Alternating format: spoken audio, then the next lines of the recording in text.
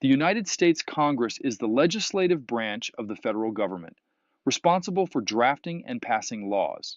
Its structure and organization are fundamental to understanding how laws are created and how the interests of the American people are represented.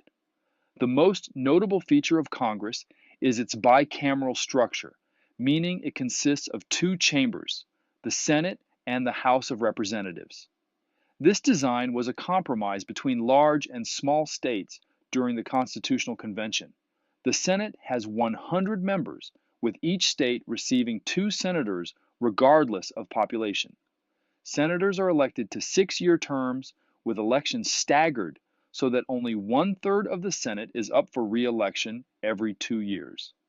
This ensures continuity and experience within the chamber. In contrast, the House of Representatives has 435 voting members, with the number from each state determined by its population. After each decennial census, congressional districts are redrawn to account for population changes and shifts. States with larger populations gain House seats, while those with smaller populations may lose seats. This process ensures that representation in the House remains roughly proportional to each state's share of the national population. Members of the House are elected every 2 years, allowing citizens to regularly express their will through elections. Both senators and representatives are responsible for representing the interests of their constituents, the residents of their state or congressional district. While the Constitution does not formally recognize political parties, the two-party system has been entrenched in American politics since the early 19th century.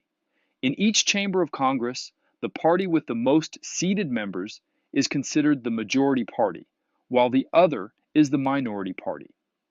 The majority party essentially sets the legislative agenda and controls key leadership positions and committee chairmanships. In the House, the majority party elects the Speaker of the House, who presides over the chamber and wields significant power in directing legislative business. The minority party selects counterparts, such as the minority leader, to voice their party's positions. Majority and minority party membership largely determines committee assignments.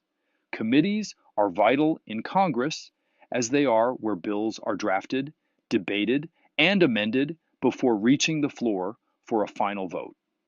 Membership on influential committees like Appropriations, Ways and Means, and Judiciary is highly sought after. Standing committees are permanent bodies that oversee specific areas of policy and government operations. Some major standing committees include Appropriations, controls funding, Judiciary, oversees legal matters, and Ways and Means, handles taxation and revenue. Bills are first considered and shaped in these committees through hearings, revisions, and votes before advancing to the full chamber. The seniority system, which is based on a member's length of consecutive service, plays a significant role in determining committee assignments and leadership positions within each party. More senior members typically receive priority in choosing their committee assignments and tend to hold chairmanships or ranking member slots on the most powerful committees. However, this system can be impacted by the practice of gerrymandering, where congressional district boundaries are manipulated for political gain. By carefully drawing districts, the party in power can concentrate voters of the opposing party into a few districts, increasing their own chances of winning more seats. Gerrymandering can distort the principle of equal representation and make it harder for the minority party to gain control of the House.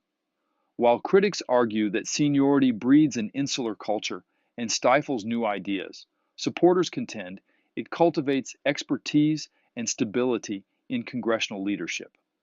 Regardless, seniority remains an entrenched tradition that governs much of how Congress operates internally. The Senate has similar hierarchies, but places more emphasis on traditions like unlimited debate rights and the ability of a determined minority to filibuster or endlessly prolong debate to prevent a vote. Overcoming filibusters requires a 3/5 supermajority, forcing the two parties to find compromise on contentious issues.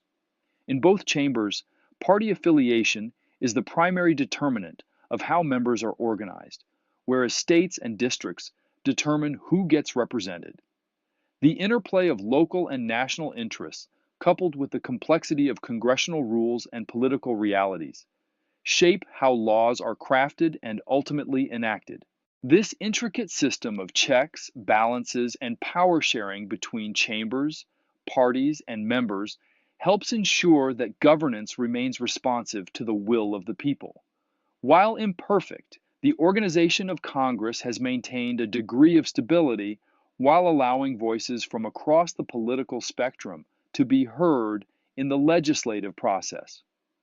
Understanding how Congress functions is vital to being an informed citizen.